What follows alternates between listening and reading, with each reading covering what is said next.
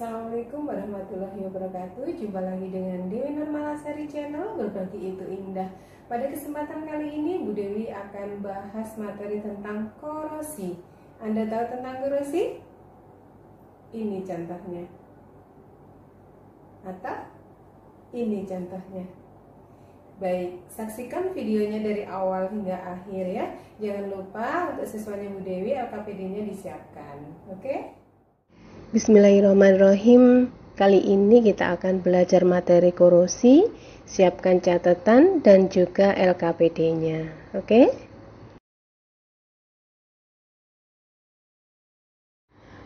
Kompetensi dasar yang akan dipelajari yaitu 3.3, menganalisis faktor-faktor yang mempengaruhi terjadinya korosi dan cara mengatasinya. Lalu 4.3, mengajukan gagasan untuk mencegah dan mengatasi terjadinya korosi. Itu yang akan kita pelajari ya. Kalian sudah siap? Oke.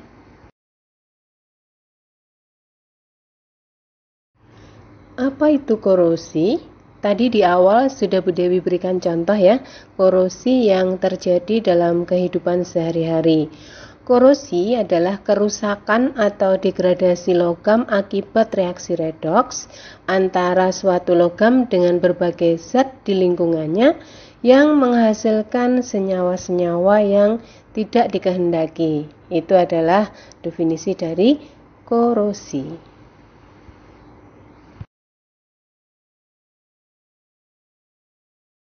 Contoh korosi tadi sudah Bu Dewi contohkan, yaitu korosi pada besi atau istilahnya karatan, seperti itu ya. Karat besi itu, karat logam itu pada umumnya berupa oksida. Untuk besi, karat besi itu rumusnya adalah Fe2O3NH2O.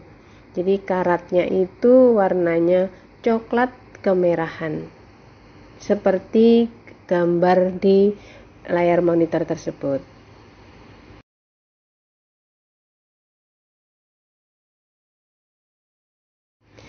Apa yang menyebabkan terjadinya korosi?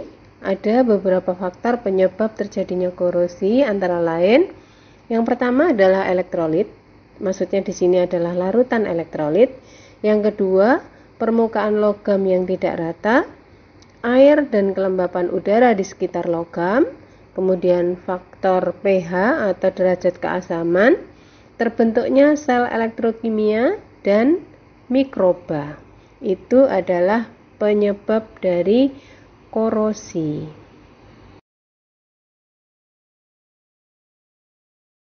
Berikut ini Bu Dewi contohkan proses korosi karena kontak langsung dengan elektrolit. Di monitor kalian bisa lihat gambar kapal yang berkarat ya.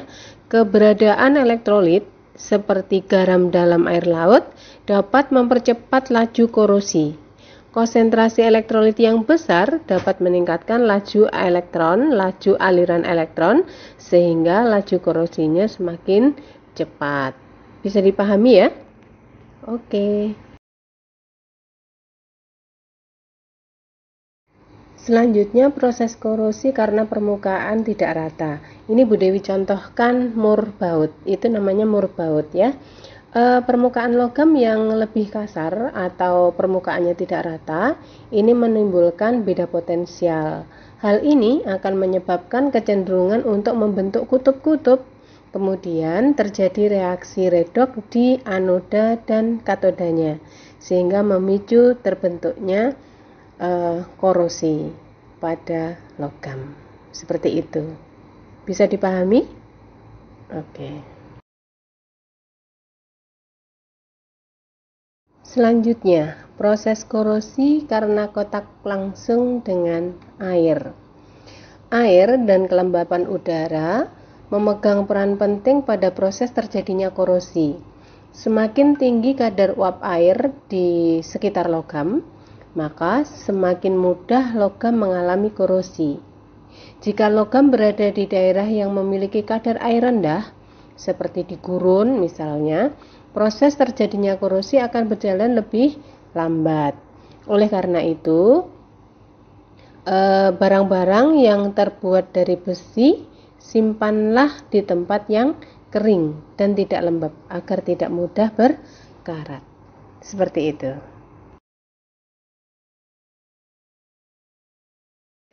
Proses korosi karena faktor pH. pH netral itu kan 7 ya. Sedangkan pH kurang dari 7 itu bersifat asam dan korosif. Sedangkan pH di atas 7 itu bersifat basa dan juga korosif. Untuk besi, laju korosi rendah pada pH antara 7 sampai 13. Untuk laju korosi akan meningkat pada pH kurang dari 7 atau pH asam dan pada pH lebih dari 13 atau pada kondisi basah. Itu akan mempercepat proses korosi. Selanjutnya, proses korosi karena mikroba. Adanya koloni mikroba pada permukaan logam dapat menyebabkan peningkatan korosi pada logam. Hal ini menyebabkan karena mikroba tersebut mampu mendegradasi logam melalui reaksi redoks untuk memperoleh energi bagi kelangsungan hidupnya. Hidup si mikroba ya maksudnya. Mikroba yang mampu menyebabkan korosi antara lain protozoa, bakteri besi mangan oksida, bakteri reduksi sulfat, dan lain-lain.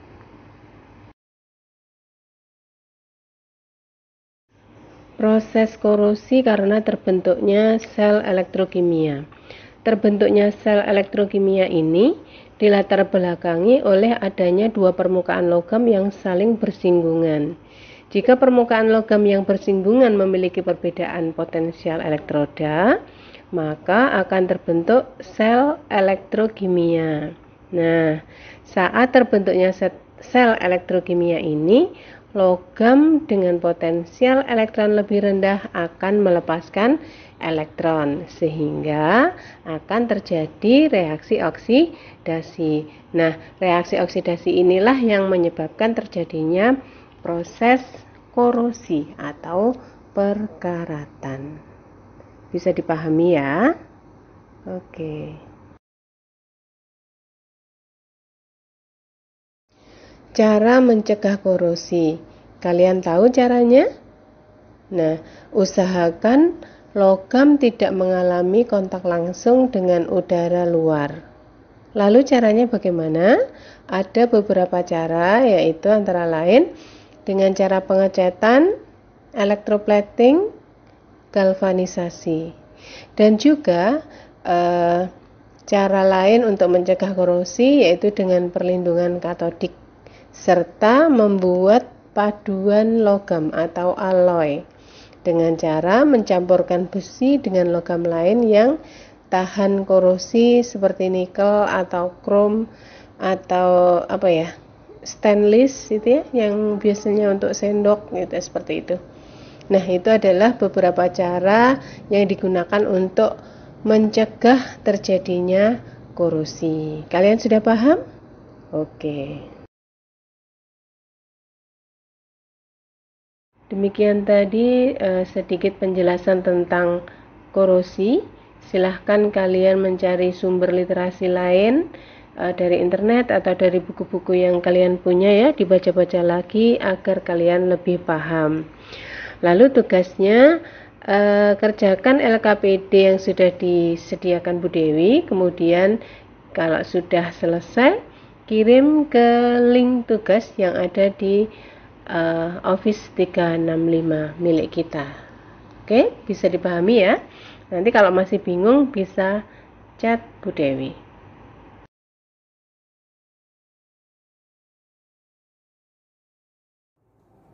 Terima kasih telah menonton video ini dari awal hingga akhir. Jangan lupa subscribe, like, dan share. Terima kasih. Akhir kata, wassalamualaikum warahmatullahi wabarakatuh.